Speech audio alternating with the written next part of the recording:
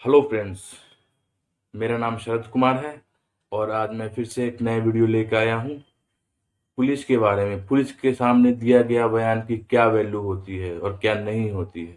क्या कोई भी स्टेटमेंट पुलिस के सामने दिया जाता है तो उसको ट्रायल में कितना यूज़ कर सकते हैं, उसकी एविडेंसरी वैल्यू क्या होती है, तो इसके बारे में आज जानते हैं। चलिए, तो सेक्शन 162 स्टार्ट करते हैं सीआरपीसी का। आप अपना बैरक खोल लीजिए, बैरक से पढ़ेंगे तो चीज़ें समझ में आएगी, नहीं तो फिर मज़ा नहीं आएगा। अगर आप लॉ स्टूडेंट है तो आप बैरक ओपन कर लीजिए, उससे समझ में आएगा चीज़ें।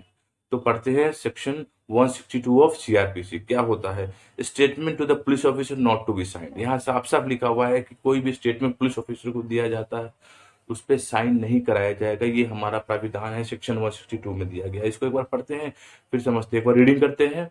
आप लोग अपना बैरक ओपन करके रखिए।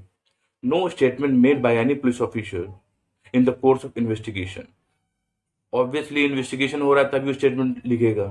तो कोई भी पुलिस ऑफिसर अगर इन्वेस्टिगेशन के दौरान कोई भी स्टेटमेंट लिखती है तो उस केस में अगर वो राइटिंग में रिड्यूस करती है उस स्टेटमेंट को, तो जो पर्सन उस स्टेटमेंट को लिखवा रहा होता है उससे साइन नहीं कराया जाएगा।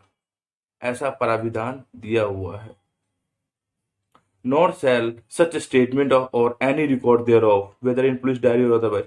और स्टेटमेंट के अलावा कोई भी पुलिस डायरी हो और कहीं और ऐसा भी जगह लिखा हुआ हो, उसका कोई एविडेंशरी वैल्यू नहीं मानी जाती है। ड्यूरिंग इंक्वायरी और ट्रायल के समय में उसकी वैल्यू नहीं मानी जाती है। देखिए, मेन पर्पस इसका ये है कि क्यों पुलिस की वैल्यू नहीं दिया जाता, पुलिस की स्टेटमेंट को वैल्यू क्यों नहीं दिया जाता। क्योंकि ये देखा जाता है कि अक्सर पुलिस वाले जबरदस्ती किसी से बयान लेते हैं और उसको कहते हैं कि हाँ भैया इन्होंने ऐसा ऐसा बयान दिया है। तो मोस्ट ऑफ द केस ऐसे देखा जाता है। आप भी ये आप आसपास में थाने में कहीं भी दोस्त यार से देखे होंगे कि पुलिस वाले जबरदस्ती बयान लेते हैं। इस वजह से सीआरपीसी में ये प्रावधान दिया गया है कि पुलिस की स्टेटमेंट, जो स्टेटमेंट दर्ज करता है अंडर सेक्शन 161, उसकी एविडेंशियल वैल्यू नहीं मानी जाती है। ना ही वो स्टेटमेंट में साइन कराएगा जो पर्सन दे रहा होता है। ठीक है। और इसके प्रोवाइडेड में देखते हैं क्या लिखा हुआ है। अगर कोई भी विटनेस को, जैसे उन्होंने स्टेटमेंट लिख दिया, उसके बाद फिर ड्यूरिंग द ट्रायल अगर उसको बुलाया जाता है, किसी भी विटनेस को प्रोसिक्यूशन में अगर विटनेस को बुलाया जाता है, तो इफ ड्यूली प्रूव्ड, सपोज करिए किसी व्यक्ति ने स्टेटमेंट दिया और वो बाद में ट्रायल के समय भी उसने मतलब माना कि हाँ मैंने स्टेटमेंट ये ही दिया है, तो उस केस में क्या होगा? If duly proved may be used by the accused. Accused उसको यूज कर सकता है कोर्ट के परमिशन से, और for contradict by the prosecution भी उसको यूज कर सकता है अंडर सेक्शन 155 कॉन्ट्राडिक्ट करने के लिए। तो कॉन्ट्राडिक्ट करने के लिए प्रोसिक्यूशन भी यूज कर सकता है और विटनेस भी यूज कर सकता है उस स्टेटमेंट को अपने फेवर में कि हाँ मैंने ऐसे ऐसे बयान दिया था इस रिगार्डिंग। अब इसके सबसेक्शन 2 में दिया हुआ है कि nothing in this section shall be deemed to apply to any statement within the. देखिए, डाइंग डिक्लेरेशन सेक्शन 32 के फर्स्ट सब सेक्शन में दिया हुआ है। एविडेंस एक्ट में डाइंग डिक्लेरेशन पे ये लागू नहीं होता है ये सेक्शन। और सेक्शन 27 ऑफ एविडेंस एक्ट इस पे भी लागू नहीं होता। सेक्शन 27 में है how much of the information received from the accused may be prove. Section 32 के फर्स्ट डाइंग डिक्लेरेशन और 27 दोनों एविडेंस एक्ट के सेक्शन है, इस पे ये सेक्शन लागू नहीं होता है, ऐसा क्लॉज 2 में बताया गया है।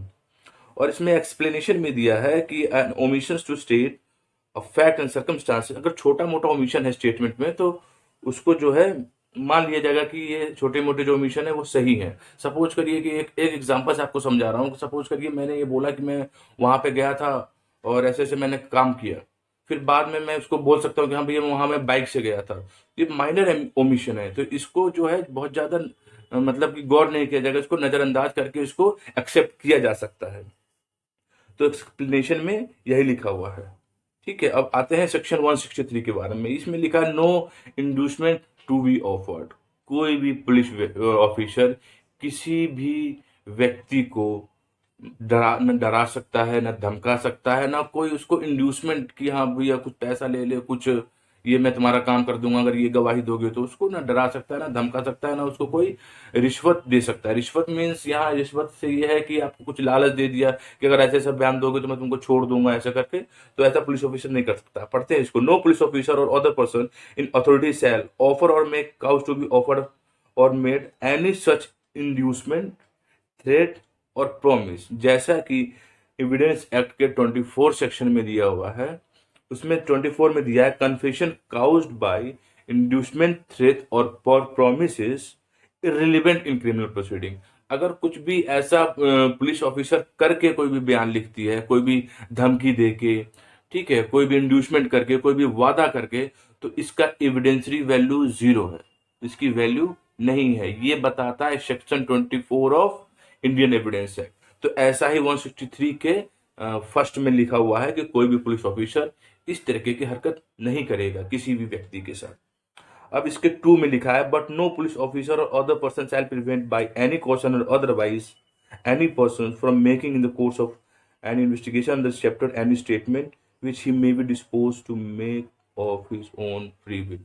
सपोज करिए कोई भी ऐसा व्यक्ति है जो कि फैक्ट एंड सर्कमस्टांसेस या केस में इन्वॉल्व है या केस की कुछ जानकारी रखता है, उसको पुलिस ऑफिसर रोक नहीं सकता, उसको बयान उसका दर्ज करेगा करेगा। अगर कोई फ्री विल से व्यक्ति जाता है और कहता है भैया मैं इस केस के बारे में मुझे जानकारी है, आप इसको रिटर्न कर लीजिए, मेरा स्टेटमेंट कर लीजिए, तो पुलिस ऑफिसर इस समय बाउंड है कि उसकी स्टेटमेंट को रिड्यूस इन राइटिंग करेगा। ठीक है। और इसके प्रोवाइडेड में नथिंग, हाँ nothing provided that nothing sub clause shall affect the provision of section 4 of 164। 64 के सब क्लॉज 4 को ये सीआरपीसी के सेक्शन 164 सब क्लॉज 4 में जितने जो भी लिखा है उसको ये अफेक्ट नहीं करेगा। उसमें कन्फेशन दिया है, तो कन्फेशन एक डिफरेंट चीज है और स्टेटमेंट एक डिफरेंट चीज है। ठीक है, तो इसमें उसको अफेक्ट नहीं करेगा, बस इतना दिया हुआ है। अगर वीडियो अच्छा लगा हो तो वायरल करिए, और कुछ आपके ऐसे दोस्त होंगे जो लॉ पढ़ना चाहते होंगे उनमें शेयर करिए, और मैं ऐसी वीडियो लाता रहूँगा। कोई भी कभी भी समस्या हो तो मैं अपना व्हाट्सएप नंबर शेयर कर दूंगा इन फ्यूचर वीडियो, आप उससे कांटेक्ट कर सकते हैं, आप हमसे जुड़ सकते हैं। ऐसे बने रहने के लिए धन्यवाद। हंसते रहिए, मुस्कुराते रहिए और देखते रहिए हमारा वीडियो। जय हिंद।